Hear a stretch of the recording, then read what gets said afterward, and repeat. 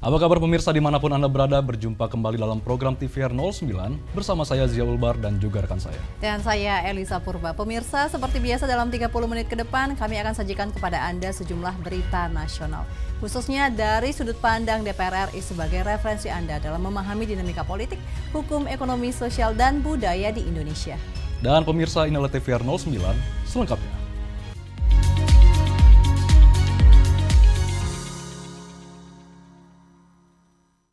Dalam kunjungan kerja ke Kalimantan Timur, anggota Komisi 8 DPR RI Sri Wulan menilai kondisi fasilitas dan pelayanan di Asrama Haji Balikpapan sudah sangat baik dan layak untuk berdiri sendiri secara finansial. Komisi 8 DPR RI mendorong kemandirian Asrama Haji Balikpapan dan tidak bergantung kepada subsidi pemerintah agar upaya efisiensi anggaran bisa dimanfaatkan dan dipergunakan untuk sektor-sektor yang membutuhkan. Dalam kunjungan kerja ke Kalimantan Timur, anggota Komisi 8 DPR RI Sri Wulan menilai kondisi fasilitas dan pelayanan di asrama haji tersebut sudah sangat baik dan layak untuk berdiri sendiri secara finansial. Dengan fasilitas yang sudah memadai, Sri Wulan menyarankan agar pengelola mulai mempersiapkan kemandirian manajemen, termasuk dalam hal peningkatan kualitas sumber daya manusia agar bisa bersaing dengan hotel-hotel di sekitarnya. Apakah asrama haji yang seperti ini udah siap untuk kita lepas? Karena bagaimanapun kita pengennya juga kita tidak akan mensupport terus ini asrama. Kalau misalnya mereka sudah bisa berdiri sendiri, alangkah bagusnya kita anggaran itu akan kita alihkan ke yang lain. Karena nggak mungkin kita akan memberikan terus menerus gitu kan, memanjakan asrama ini sehingga nanti tidak akan berkembang secara pengurusan dari asrama itu sendiri. Oleh sebab itu untuk embarkasi Pak Kadil maupun Pak Mukhtar mau kapan nih bisa mandiri, bisa dilepas. Jangan juga manja terus untuk kita dikasihkan support gitu loh. Sri Wulan menegaskan asrama haji Balikpapan bisa dijadikan contoh bagi asrama-asrama haji di Indonesia, bukan hanya untuk kepentingan haji, tapi bisa dimanfaatkan juga untuk kepentingan lain, sehingga mampu meningkatkan jumlah pendapatan. Dari Kalimantan Timur, Divo Rahman, TVR Parlemen, melaporkan. Pemirsa, Wakil Ketua DPR RI Cucun Ahmad Syamsu Rijal tekankan perlunya kehadiran negara dalam memberikan modal bagi perusahaan yang mengalami kesulitan finansial di tengah gejolak ekonomi global yang tidak menentu. Kementerian Ketenagakerjaan mencatat adanya peningkatan pemutusan hubungan kerja atau PHK dari Januari hingga Juni 2025 yang mencapai 32%, didominasi oleh sektor industri pengolahan, perdagangan, dan pertambangan. Wakil Ketua DPR RI Cucun Ahmad Syamsu Rijal menekankan perlunya kehadiran negara dalam memberikan modal bagi perusahaan yang mengalami kesulitan finansial di tengah gejolak ekonomi global yang tidak menentu. Terkait sekarang informasi PHK segala macam, DPR akan selalu turun dan kita memediasi. Ya, kalau misalkan proses PHK-nya segala macam itu mereka masih bisa survei, perlu kehadiran negara. Ya, misalkan ya ada apa nih terkait PHK-nya? Misalkan mereka akses permodalan atau segala macam atau di marketing. Nah, yang kedua, yang saya sampaikan tadi di depan semua publik bahwa Pak Menko PMK itu punya plan bagaimana yang kemarin misalkan di eranya Pak Jokowi ada prakerja atau segala macam. Nah, ini semua akan melibatkan sektor industri tadi, sektor usahawan ya. Makanya saya akan terus juga memantau bagaimana kebetulan kornya Pak Menteri Tenaga Kerja juga di bawah kami di Korkesra, kita ingin minimalisir. Lebih lanjut, Cucun meminta pemerintah terus konsisten dan berupaya maksimal dalam mengurangi angka kemiskinan di Indonesia dengan berupaya meningkatkan kualitas sumber daya manusia dan memperbaiki sektor permodalan. Dari Jawa Barat, Bani, TVR Parlemen melaporkan. Badan Kerjasama Antar Parlemen DPR RI membahas peluang kolaborasi DPR RI dalam bentuk program pelatihan kepemimpinan di Amerika Serikat. Dan informasi selengkapnya akan kami hadirkan usai jeda, tetaplah di TVR 09.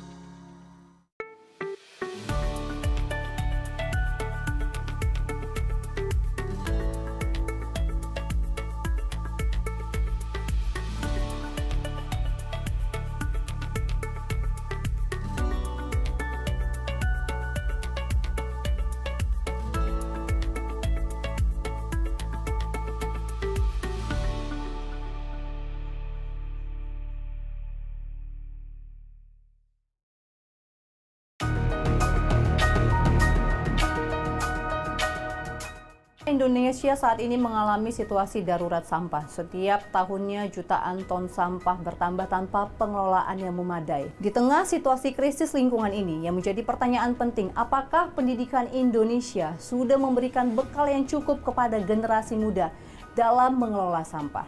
Ada 34 juta ton lebih sampah di Indonesia yang dihasilkan dari berbagai sektor. Tapi pengelolaannya belum memadai ya, Pak? Sama sekali tidak memadai. Undang-Undang nomor 18 tahun 2008 ya, itu sudah 17 tahun, tetapi hasilnya tidak nampak.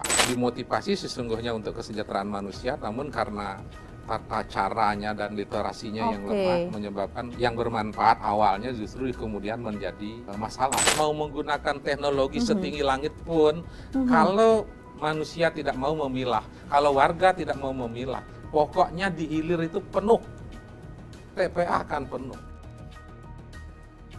Hanya di TVR Parlemen.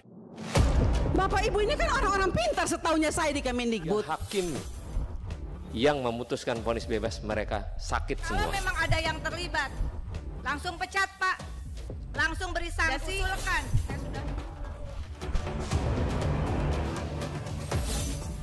Saksikan dari ruang sidang hanya di TVR Parlemen.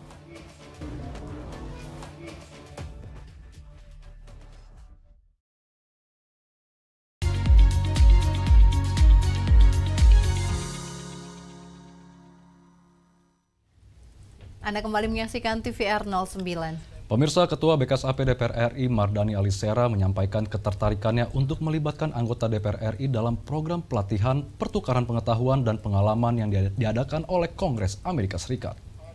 Badan Kerjasama Antar Parlemen atau BKSAP DPR RI menerima kunjungan perwakilan Congress Office for International Leadership atau COIL membahas peluang kolaborasi dengan DPR RI dalam bentuk program pelatihan kepemimpinan di Amerika Serikat.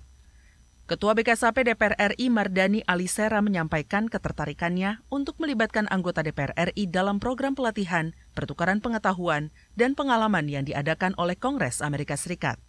Rencana awal DPR RI akan mengirimkan 5 orang peserta dari kalangan anggota DPR dengan mempertimbangkan beberapa aspek, yaitu gender, usia, serta latar belakang partai politik guna mencerminkan keragaman DPR RI.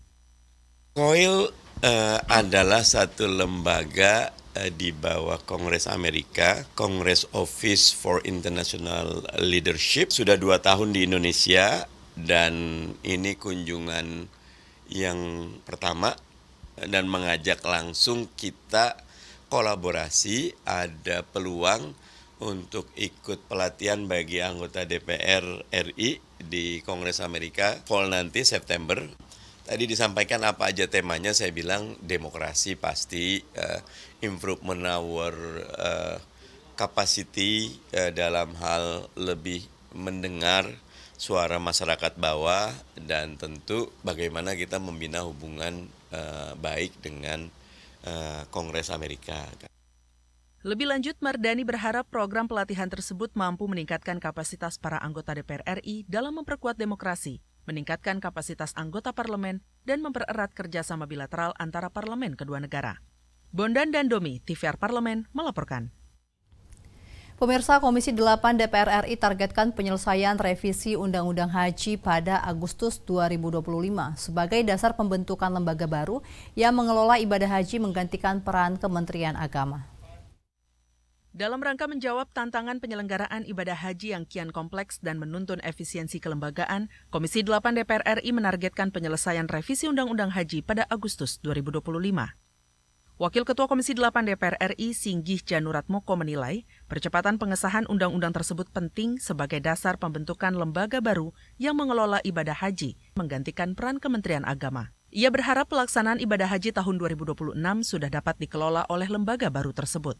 Singgih mengungkapkan adanya kabar Presiden RI telah memberikan sinyal persetujuan atas pembentukan Kementerian Haji guna menyesuaikan struktur kelembagaan Indonesia dengan pemerintah Arab Saudi. Jadi revisi undang-undang itu kan insya Allah dalam bulan Agustus akan kita sahkan. Ini mulai kemarin sudah menjadi inisiatif DPR, kemarin sudah dirapor, itu sudah disahkan. Jadi kita akan kerja, masa reses pun kita nanti akan bekerja mulai tanggal 1 Agustus. Insya Allah sampai 6 Agustus kita akan selesaikan semuanya. Jadi nanti begitu masuk di masa sidang pertama 2025-2026, langsung kita percepat lagi. Target kita akhir Agustus sudah selesai semuanya. Sehingga nanti di 2026 nanti pelaksanaan ibadah haji sudah dilaksanakan oleh Badan Haji. Atau nanti mungkin kemarin ada masukan untuk Kementerian Haji. Singgih menegaskan, transisi kelembagaan tersebut tidak bisa dilakukan secara tergesa-gesa. Ia menekankan pentingnya masa transisi yang terkoordinasi dengan baik, mengingat jumlah sumber daya manusia di badan baru tersebut sangat terbatas. Semua pihak termasuk Kementerian Agama dan Kementerian Haji yang baru dibentuk harus saling mendukung selama proses transisi. Dari Surabaya, Jawa Timur, Bari Ramadana, TVR Parlemen melaporkan. Wakil Ketua DPR RI Sufmi Dasko Ahmad mendorong komunikasi antara DPR RI dengan pemerintah guna mendapatkan penjelasan yang komprehensif terkait isu menjadi salah satu poin dalam kesepakatan dagang antara Indonesia dengan Amerika Serikat.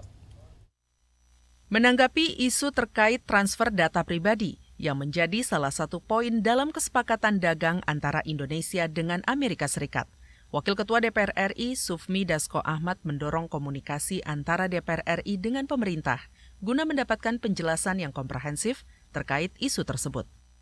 Dasko menyampaikan DPR RI telah meminta alat kelengkapan Dewan, yakni Komisi 1 DPR RI, untuk segera berdialog dengan pemerintah, meski saat ini DPR RI memasuki masa reses.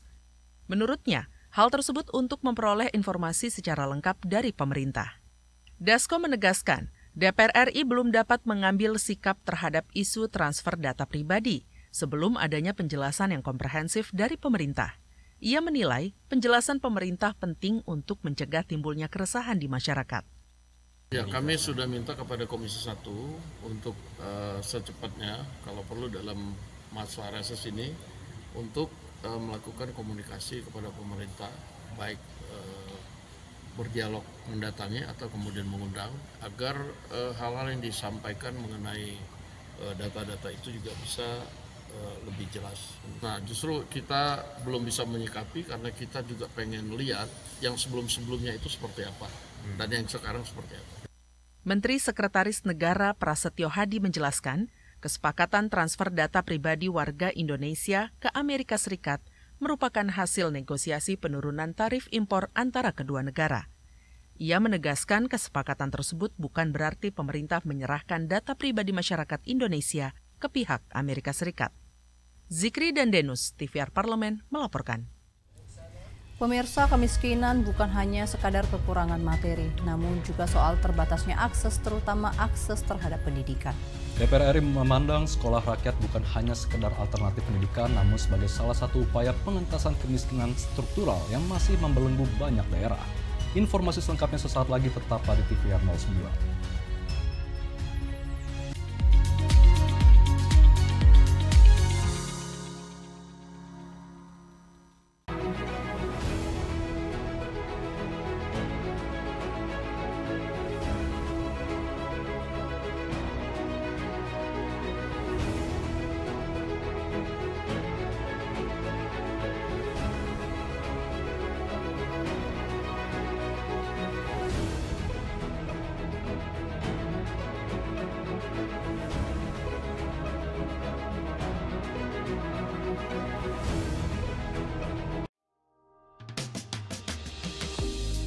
Saya lulusan Akabri tahun 88, kemudian berkarir sampai purna tahun 2022 akhir.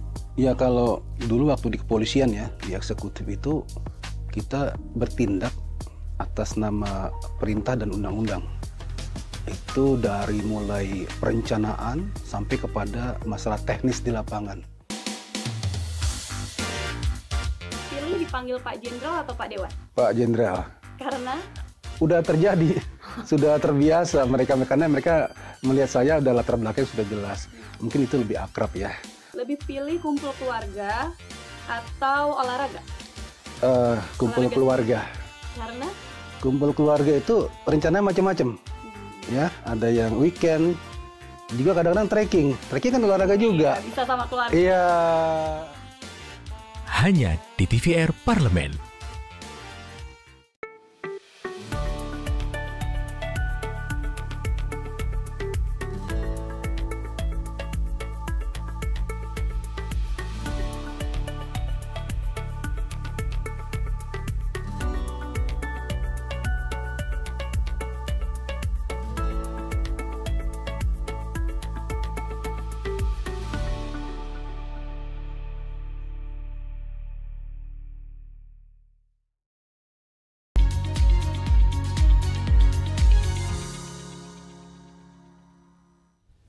Anda kembali di TVR 09. Pemirsa, Sekolah Rakyat merupakan salah satu program kerja gagasan Presiden Prabowo Subianto yang ditujukan untuk masyarakat kurang mampu agar dapat berperan signifikan di masyarakat dan mewujudkan cita-cita Indonesia emas di masa depan. Melalui fungsi legislasi, anggaran, dan pengawasan, DPR RI mendorong kebijakan yang inklusif dan berpihak pada rakyat kecil demi masa depan yang lebih merata, berdaya, dan bermartabat. Sekolah Rakyat merupakan bukti bahwa perubahan dapat dimulai dari akar rumput. Mari kita simak bersama liputan mendalam yang telah dikemas oleh tim redaksi TVR Parlemen dalam segmen Lensa Parlemen untuk Anda.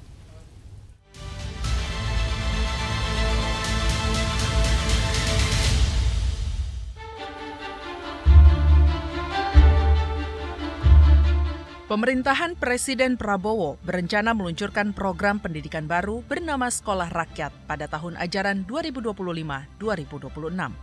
Program pendidikan gratis ini berkonsep asrama 12 tahun yang diperuntukkan kepada masyarakat miskin dan miskin ekstrim. Artinya, Sekolah Rakyat mencakup jenjang pendidikan sekolah dasar, menengah pertama hingga menengah atas.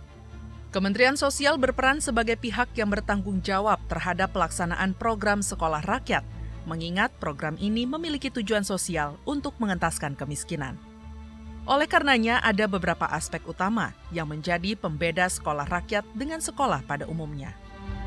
Kurikulum Sekolah Rakyat berfokus pada penguatan keterampilan khusus, karakter, dan kepemimpinan. Tenaga pengajarnya berasal dari 60.000 lulusan pendidikan profesi guru yang tidak berstatus aparatur sipil negara. Sekolah Rakyat juga diproyeksikan untuk menjangkau daerah pelosok. Sekolah Rakyat dengan konsep asrama juga akan dilengkapi fasilitas penunjang pendidikan hingga makan gratis. Anggota Komisi 8 DPR RI Ahmad meyakini program ini dapat menjadi kunci untuk merubah masa depan dan kehidupan seseorang, dengan catatan jika terlaksana secara tepat. Maka dari itu, sistem yang dibangun dalam pelaksanaan Sekolah Rakyat harus jelas dengan melibatkan berbagai lembaga terkait. Ini kan dalam rangka membentuk karakter sebetulnya, sekolah yang berkarakter. Jadi diharapkan anak-anak yang di asrama itu selama 12 tahun akan karakter jati diri Indonesia. Kenapa? Karena mereka tidak dipengaruhi oleh lingkungan luarnya, mereka selama 12 tahun dididik, digembleng dan seterusnya. Sehingga kita harapkan nanti sekolah ini betul-betul melahirkan anak-anak kita calon-calon pemimpin bangsa. Karena 12 tahun dia dididik, disiplin, diatur makannya, dan seterusnya. Sistemnya yang perlu kita bangun dengan melibatkan berbagai komponen itu tadi, lembaga ini, kita harapkan nanti anak-anak kita yang miskin yang kita harapkan nanti merubah. Karena pendidikan itu adalah salah satu merubah kehidupan kita. Harapan kita kan pendidikan itu kan lebih baik, lebih cerah. Kementerian Sosial akan membangun 100 titik sekolah rakyat pada tahun ini. Program ini menargetkan daya tampung hingga 1.000 siswa per sekolah dengan skema pembangunan 2 tahap. Anggaran pembangunannya diperkirakan mencapai 2,3 triliun rupiah. Dengan anggaran sebanyak itu, program ini diharapkan dapat menjangkau anak-anak dari keluarga miskin ekstrim yang putus sekolah.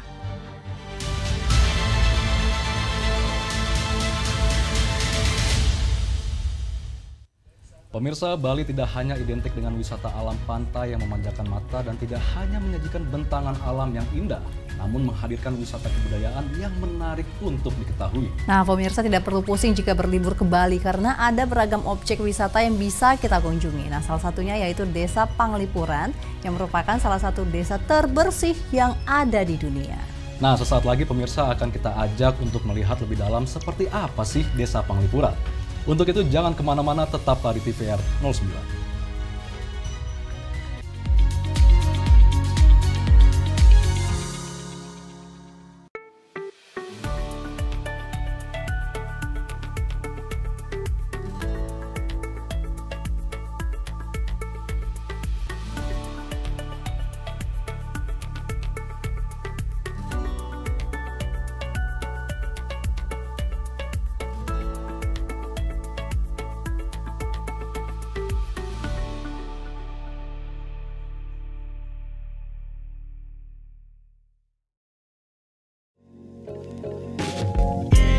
Saya terpilih menjadi kepala daerah di Kabupaten Lampung Selatan, menjadi bupati selama 1 periode sampai dengan 2015.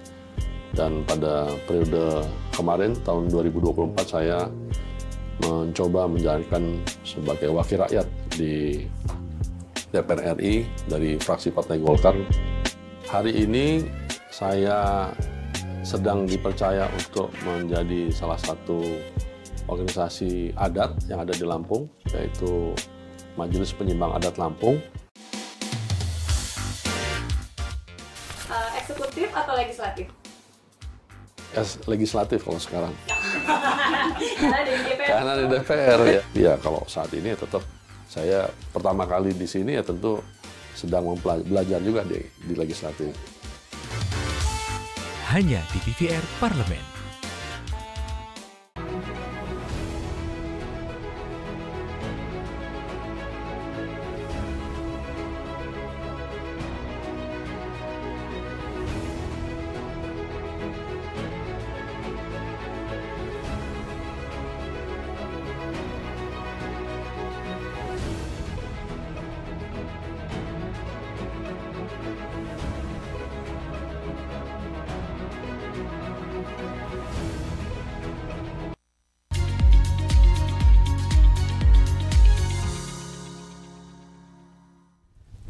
Pemirsa, Anda kembali di TVR 09. Nah, pemirsa juga Zia, memang selalu ada hal yang menarik ya kalau kita membahas soal Bali dan untuk dikulik dari Bali.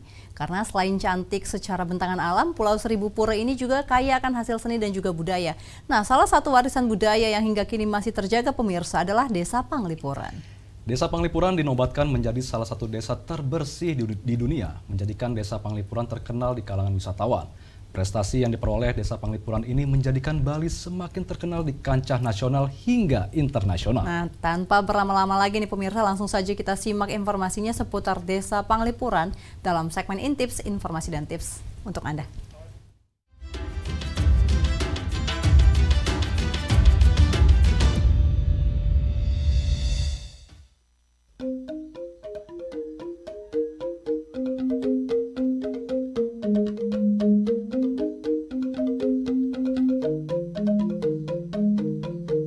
Pesona yang ditawarkan oleh Bali seolah tak ada habisnya. Setiap lokasinya menyuguhkan daya tarik tersendiri yang mampu menyihir para wisatawan untuk kembali lagi. Mulai dari pantainya yang menenangkan, bentangan alamnya yang mengagumkan, pesona bawah lautnya yang spektakuler, keharmonisan masyarakatnya, hingga suguhan kulinernya yang menggoyang lidah. Nah, salah satu lokasi yang wajib masuk ke dalam bucket list pemirsa saat ke Bali adalah Desa Panglipuran yang terletak di Kabupaten Bangli, Provinsi Bali. Namanya tentu sudah tak asing bukan? Sebab Desa Panglipuran adalah desa adat yang menjadi primadona pariwisata di Bali. Bukan tanpa alasan, Desa Panglipuran masuk ke dalam destinasi populer dan wajib dikunjungi karena beberapa keunikan yang dimilikinya. Apa sajakah itu? Yuk kita ulas satu persatu keunikannya. Tahukah pemirsa, ada 3 desa yang dinobatkan sebagai desa terbersih di dunia? Selain Desa Giethoorn di Belanda dan Desa Maulinong di India, nah kita patut bangga nih, karena Desa Panglipuran adalah satu di antaranya. Berkat kebersihan dan kerapiannya, desa wisata yang terletak di Bangli ini juga berhasil menyabet beberapa penghargaan, di antaranya Kalpataru, Indonesia Sustainable Tourism Award pada tahun 2017, dan yang terbaru, destinasi ini masuk dalam Sustainable Destinations Top 100 versi Green Destination Foundation. Wow, keren banget kan? Saat memasuki desa ini, pemirsa akan disambut dengan deretan tanaman hijau.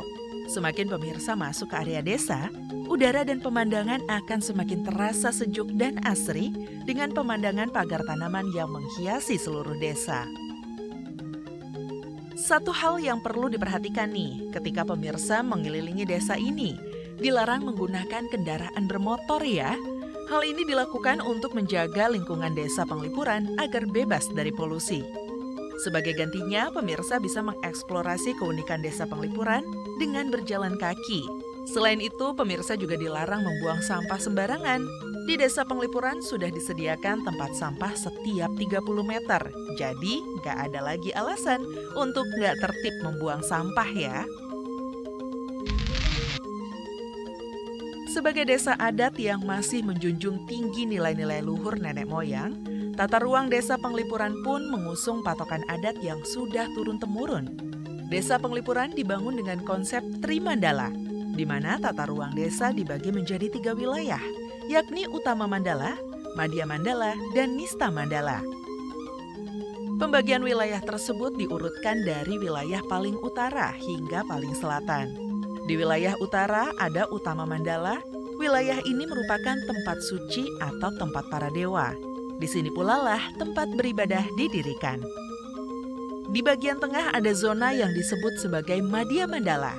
Zona tengah merupakan pemukiman penduduk, di mana rumah-rumah penduduk dibangun berbanjar di sepanjang jalan utama. Sedangkan wilayah paling selatan disebut dengan Nista Mandala. Tempat ini adalah zona khusus untuk pemakaman penduduk.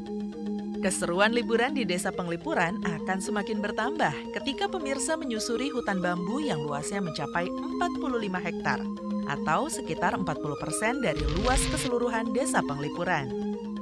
Hutan bambu yang mengelilingi desa ini terus dijaga dan dilestarikan sampai saat ini sebagai bentuk pelestarian warisan dari para leluhur dan wujud nyata dalam menjaga keseimbangan antara manusia dan alam. Masyarakat setempat juga percaya bahwa hutan bambu ini adalah bagian dari awal sejarah keberadaan mereka. Selain itu, hutan bambu ini juga bukan hanya berfungsi untuk memperindah pemandangan saja, namun juga memiliki fungsi sebagai kawasan resapan air. Itulah mengapa hutan bambu ini juga kerap disebut sebagai hutan pelindung desa. Nah, bagaimana pemirsa? Apa sudah cukup ulasan Desa Penglipuran yang tim Intips buat sebagai informasi bagi pemirsa? Kalau pemirsa belum puas, pemirsa bisa langsung loh mengunjungi Desa Penglipuran yang ada di Bali. Dengan segala keindahan alam, keunikan budaya, dan tradisi adat yang masih kental, tentunya pemirsa akan puas saat berkeliling di Desa Penglipuran. Di Desa Penglipuran, pemirsa benar-benar akan merasakan atmosfer desa Bali yang otentik dan masih asri. Tetapi jangan lupa untuk tetap sopan dan menghormati adat istiadat setempat ya. Sampai jumpa lagi di Intips berikutnya.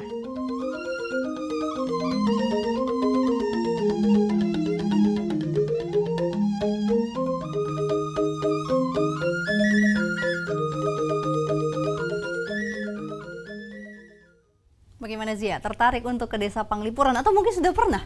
Saya sudah pernah sih, cuma ingin banget kembali lagi. Karena memang bersih banget ya, dan memang di Bali itu nggak cukup cuma 1 hari ya Zia. Betul. Nah tentunya ini bisa jadi rekomendasi untuk Anda pemirsa jika mengunjungi Bali. Dan pemirsa, informasi tadi sekaligus menutup jumpa kita pagi ini. Dan di penghujung acara kami informasikan kepada Anda saat ini DPR RI sedang memasuki masa reses. Seluruh anggota Dewan sedang kembali ke daerah pemilihannya masing-masing, melaksanakan fungsi representasi DPR, menyerap dan menindaklanjuti serta memberikan pertanggungjawaban kepada konstituen di daerah pemilihannya. Dan sejumlah agenda serta program DPR lainnya masih dapat Anda saksikan secara langsung di TVR Parlemen melalui kanal utama, kanal komisi, dan kanal alat kelengkapan Dewan lainnya yang dapat Anda akses di tvrparlemen.dpr.go.id. Dan pemirsa, demikianlah TVR 09 edisi pagi ini. Kami segenap kru TVR Parlemen yang bertugas tentunya mengucapkan terima kasih telah setia menyaksikan TVR 09. Ada saya Elisa Purba dan juga rekan saya. Saya Zia Ulbar, sampai jumpa di TVR 09 selanjutnya.